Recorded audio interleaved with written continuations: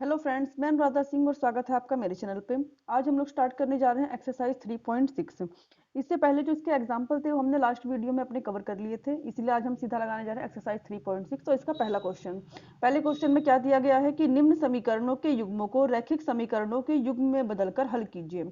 मैंने आपको पहले ही बताया था कि अगर हम डायरेक्ट इस पे लगाना चाहें तो प्रतिस्थापन विधि, विलोपन विधि या फिर ब्रजगुणन विधि सीधे नहीं लगेगी। हमें इसको पहले रैखिक समीकरण युग्म में बदलना पड़ेगा, उसके बाद हम किसी भी विधि से इसको सॉल्व कर सकते हैं। तो मैं इसका जो क्वेश्चन नंबर फर्स्ट है उसको लिख लेती हूँ। क्वेश्चन नंबर 1 है हमारा 1/2x प्लस के 1/3y और इक्वल टू 2। उसके बाद एक इक्वेशन और हमें दी है 3x plus 1/2y equal to 13/6। ठीक है, ये हमारी दो इक्वेशंस है, इनको हमें सॉल्व करना है। अब हम क्या करेंगे इन दोनों को सॉल्व करने के लिए, जैसे कि हमने पिछली बार एग्जांपल्स में भी लगाया था, उससे आप लोग कुछ समझ गए होंगे कि जो 1/x और 1/y है इनको हम कुछ मान लेंगे। ठीक है, तो मैं यहाँ पे लिख देती हूँ माना 1/x इक्वल टू हमारा a है और 1/y इक्वल टू हमारा क्या है b है। ठीक है, अगर 1/x को हम a मानते हैं और 1/y को b मानते हैं तो ये हमारा क्या हो जाएगा 1/2a हो जाएगा और ये हो जाएगा हमारा 1/3b हो जाएगा। ठीक है, अपनी थोड़ी सी सुविधा के लिए आप लोग क्या कर सकते हैं, इसको इक्वेशन नंबर 1 मान लीजिए, इसको इक्वेशन नंबर 2 मान लीजिए। ठीक, इक्वल टू हमें हमारा क्या है यहाँ पर 2 दिया गया है। थोड़ा सा सिंप्लीफाई करके मैं इसको एक इक्वेशन बना ले रही हूँ। एलसीएम ले लेंगे यहाँ 6, 3 की यहाँ मल्टीप्लाई करेंगे 3a प्लस के 2b और इक्वल टू 6। आई होप कि आप लोग इस तरह कैलकुलेशन अच्छे से कर लेते होंगे।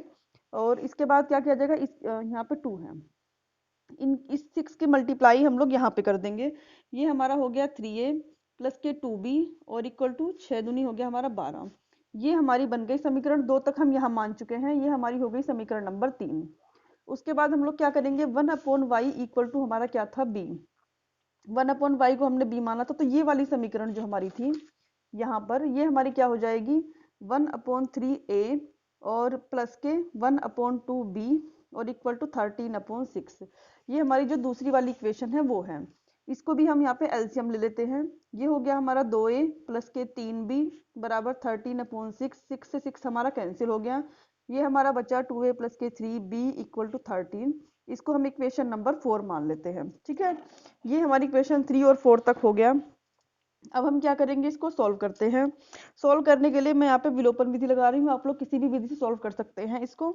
तो मैं लिख रही हूँ कि समीकरण जो हमारी 3 है उसमें 2 से गुणा करने पर, समीकरण जो हमारी 3 है इसमें हम गुणा करेंगे 2 से, प्लस समीकरण जो हमारी माइनस लगाएंगे, समीकरण जो हमारी 4 है इसमें हम गुणा करेंगे 3 से। ठीक है, इससे क्या होगा, इससे हमारा जो ये वाली चीजें हैं ये बराबर हो जाएंगी। तो चलिए कर लेते हैं मल्टीप्लाई।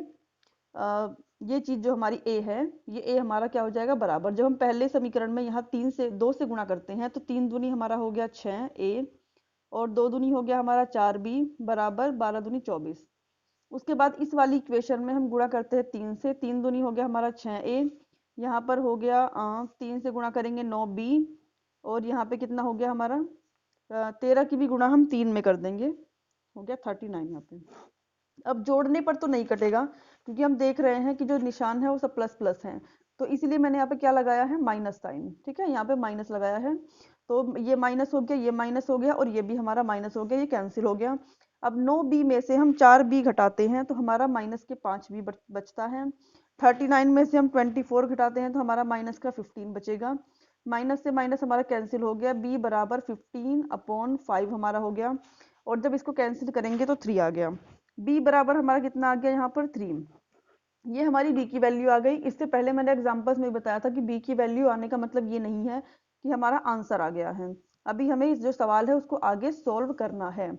तो मैं अब यहाँ पे लिख दे रही हूँ कि b का मान आप किसी भी समीकरण में रख सकते हैं, मैं b का मान समीकरण 3 में रख ले रही हूँ। मैं यहाँ पे लिख रही हूँ b का मान समीकरण 3 में रखने पर, समीकरण 3 में रखने पर। ठीक है, समीकरण 3 हमारी क्या थी, समीकरण 3 हमारी ये है 3a plus 2b equal to 12। मैं लिख दे रही हूँ उसको 3a plus 2b equal to 12 और b का मान हमें रखना है, तो 3a प्लस 2b की वैल्यू हमारी 3 है इक्वल टू 12। ये हो गया 3a प्लस के 3 2 जा 6 इक्वल टू 12 और 3a इक्वल टू 12 माइनस के 6, 3a इक्वल टू 6 और a बराबर हमारा कितना आया 6/3, a बराबर हो गया हमारा 2। ठीक है, ये हमारा जो हो गया a की वैल्यू हमारी आ गई है यहाँ पर और b की भी वैल्यू हमारी आ गई है। अब हम सोल्व करके x और y की वैल्यू निकालेंगे। तो पहले मैं यहाँ a और b की अपनी वैल्यूज लिख दे रही हूँ। a बराबर और b बराबर हमारा कितना कितना आया है। a बराबर हमारा आया है यहाँ पे 2 आया है और b बराबर 3 आया है। तो a बराबर 2 है और b बराबर 3 है। ठीक, ये दोनों वैल्यू मैंने लिख दी। उसके बाद हमने क्या माना था, समीकरण 1 माना था और समीकरण 2 माना था। मैं लिख दे रही हूँ समीकरण 1 में a का मान रखने पर इधर साइड में, समीकरण 1 में 1 से लिख दीजिए। ठीक है ना, समीकरण 1 से, समीकरण 1 थी हमारी 1/x equal to a, 1/x equal to 2 और 1 इसके अपन में 1 मान लीजिए। अब x बराबर क्या हो जाएगा हमारा 1/2, इसको उल्टा कर देंगे। फिर यहाँ पे मैं लिखती हूँ समीकरण 2 से, समीकरण 2 से 1/y इक्वल टू हमारा b था, 1/y इक्वल टू b की वैल्यू हमारी कितनी है, b की वैल्यू यहाँ पे हमारी 3 है, इसके अपोन में हम 1 मान सकते हैं। अगर हम यहाँ से y की वैल्यू निकालना चाहते हैं तो y बराबर हमारा क्या हो जाएगा 1/3 हो जाएगा। ये हमारी y की वैल्यू आ गई। तो अब इस इक्वेशन से या a या b की हेल्प से हमारा क्या है x और y दोनों की वैल्यू आ गई है। और जो क्वेश्चन नंबर 1 था उसका फर्स्ट पार्ट जो है वो भी हमारा कंप्लीट हो गया है। अब हम लगाने जा रहे हैं इसका सेकेंड पार्ट। तो जो क्वेश्चन नंबर फर्स्ट है उसका सेकंड पार्ट पढ़ लेते हैं हम लोग। क्या लिखा है, 2/√x प्लस के 3/√y equal to 2, 4/√x minus के 9/√y इक्वल टू -1। ये हमें दो इक्वेशंस दी गई हैं, इनको हम रैखिक समीकरणों में बदल के उसके बाद सोल्व करेंगे। तो चलिए लगाते हैं इस सवाल को। ये मैंने जो दोनों समीकरणें हमारी हैं उनको लिख लिया है। इसके बाद क्या करेंगे, लिखने के बाद सबसे पहले हम यहाँ पे 1/√x और 1/√y को कुछ मान लेंगे। माना 1/√x इक्वल टू a और 1/√y बराबर हमारा क्या हो गया b। a और b हमने मान लिया। उसके बाद हम जो है इनका मान समीकरणों में रख लेंगे। जब हम इस समीकरण में रखेंगे यहाँ पर तो ये हमारा हो जाएगा 2a प्लस के 3b इक्वल टू 2। और जब दूसरी समीकरण में रखेंगे यहाँ पर तो ये हो जाएगा हमारा 4a माइनस के 9b इक्वल टू -1। इसको समीकरण नंबर 1, इसको समीकरण नंबर 2 मान लेंगे, इसको समीकरण नंबर हम 3 और इसको समीकरण नंबर 4 मान लेंगे। ये जो हमारी है रैखिक समीकरण युग्म बन गया है। अब हमें क्या करना है, इसको किसी भी विधि से सॉल्व करना है, जो भी विधियां हमने पीछे सीखी हैं। मैं इनको विलोपन विधि से सॉल्व करती हूँ, क्योंकि अगर हम इस इक्वेशन में 3 से मल्टीप्लाई करते हैं तो यहाँ सीधा 9 बन जाएगा और 9 बनते ही हम क्या करेंगे, इसको सॉल्व कर लेंगे। तो मैं लिख दे रही हूँ कि समीकरण 3 में, समीकरण 3 में 3 से गुणा करने पर, 3 से गुणा करने पर, ठीक है। तो समीकरण 3 में लिख रही हूँ गुणा करने के बाद 3 से यहाँ गुणा करेंगे, 3 दूनी 6 प्लस के 3 तिया 9b और बराबर 2। समीकरण सॉरी 3 दूनी 6। उसके बाद जो समीकरण ये वाली है 4 नंबर, इसको मैं सेम ऐसे लिख दे रही हूँ यहाँ पर बराबर -1। अब क्या करेंगे, यहाँ पे हमें घटाने की जरूरत नहीं है क्योंकि इसका साइन प्लस है और ये माइनस है। इक्वेशन हमारी ऐसे ही सोल्व हो जाएगी। ये दोनों कैंसिल हो गए, 6 और 4 हमारा हो गया 10, a इक्वल टू 6 में से बन गया 5, a इक्वल टू हो गया प्लस का 5 आएगा 5/10। फिर a इक्वल टू हो गया हमारा 5 का 5, 5 दूनी 10, 1/2। ठीक है ना, ये हमारी a की वैल्यू आ गई। अब हमें b की वैल्यू निकालने के लिए क्या करना है, a का मान दोनों में से किसी एक समीकरण में रखना पड़ेगा। तो मैं रख दे रही हूँ a का मान समीकरण 3 में। इसमें मैं यहाँ पे लिख रही हूँ a का मान समीकरण 3 में रखने पर, a का मान समीकरण 3 में रखने पर। ठीक है, समीकरण 3 में रखने से क्या होगा, इससे हमें b की वैल्यू मिल जाएगी। तो समीकरण 3 यहाँ पे दिख ही रही है, तो इसलिए मैं समीकरण 3 को नहीं लिख रही हूँ। ये हमारा 2 है और a के बदले हमें 1/2 लिखना है प्लस के 3b और बराबर है 2। इससे ये हमारा कैंसिल हो गया। ये हो गया 1 प्लस के 3b equal to 2 and 3b equal to हो गया हमारा 2 माइनस के 1, 3b इक्वल टू 1 और b इक्वल टू 1/3। अभी सिर्फ हमारी a और b की वैल्यू आई है, हमारा सवाल सॉल्व नहीं हुआ है। अभी हमें x और y की वैल्यू निकालनी है, तब जाके हमारा आंसर आएगा। तो चलिए अब हम लोग x और y की वैल्यू निकालते हैं। मैं यहाँ पे फिर से लिख दे रही हूँ कि हमारी a बराबर आया था 1/2 और b इक्वल टू आया था 1/3, क्योंकि इसका जब हम इक्वेशन लिखेंगे तो उसमें जरूरत पड़ेगी।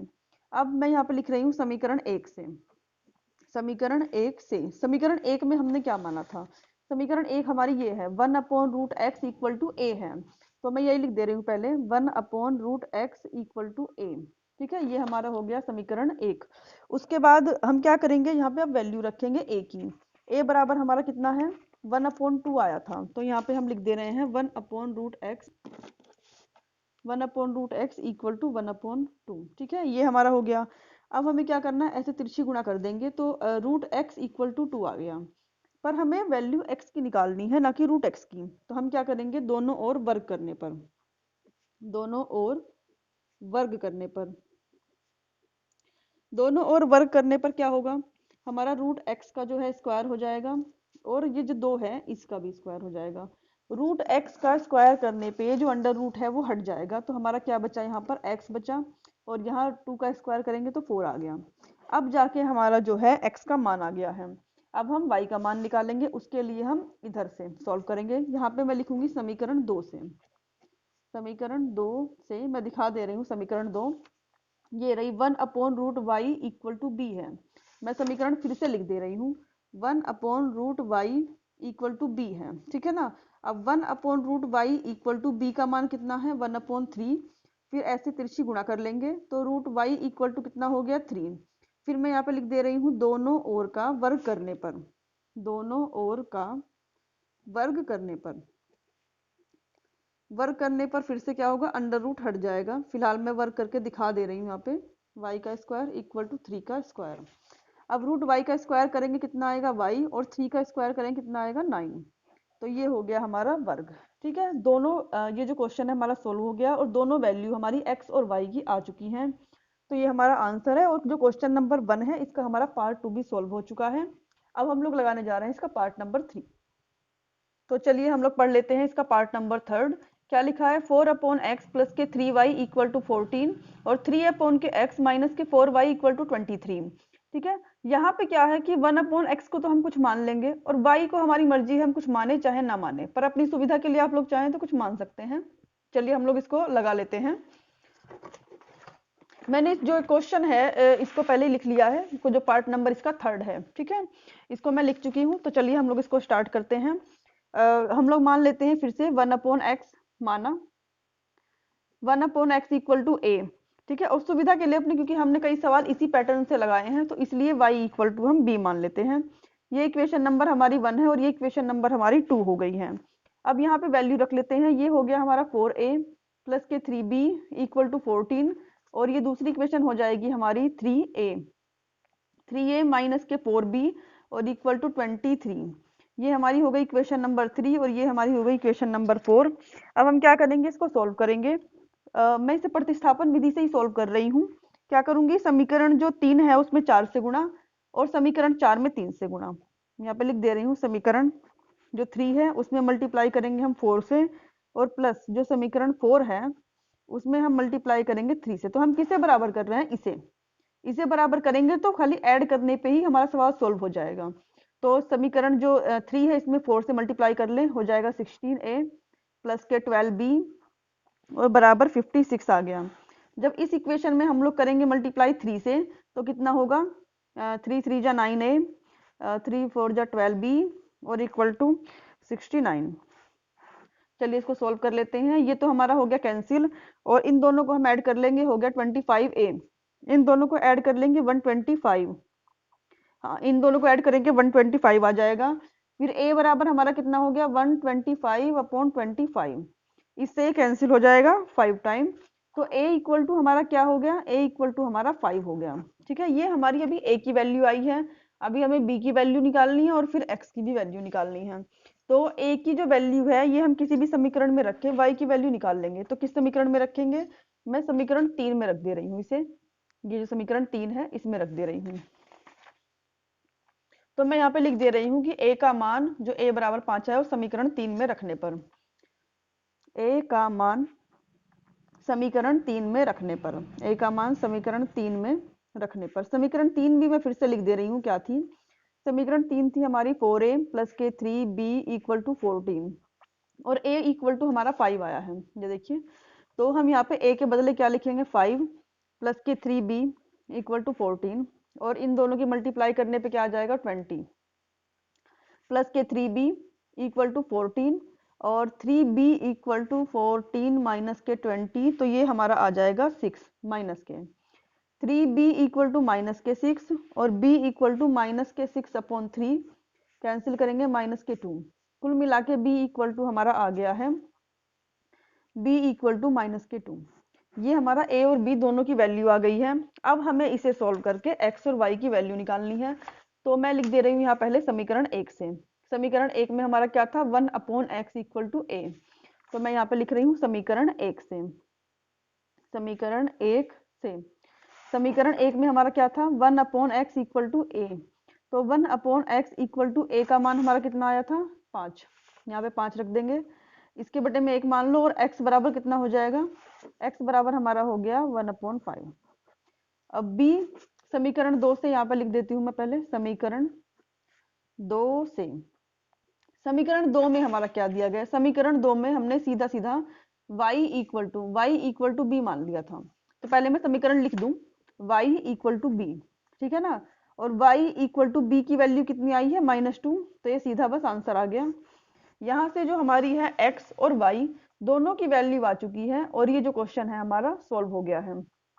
थर्ड पार्ट भी जो है क्वेश्चन नंबर 1 का सॉल्व हो गया है। अब चलिए इसके फोर्थ पार्ट पे चलते हैं। फोर्थ पार्ट में हमारा क्या लिखा है,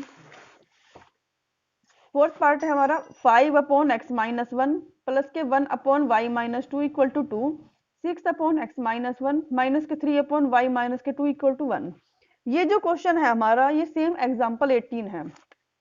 मैं यहाँ पे दिखा दे रही हूँ एग्जाम्पल 18, ये रहा 5/x-1 plus 1/y-2 equal to 2 और 6/x-1 माइनस के 3/y-2 इक्वल टू 1। सेम जो है ये हमारा एग्जाम्पल नंबर 18 है। तो इसको दोबारा से लगवाने की कोई जरूरत नहीं है, कोई नंबर भी चेंजिंग नहीं है कि इसको दोबारा से लगवाया जाए।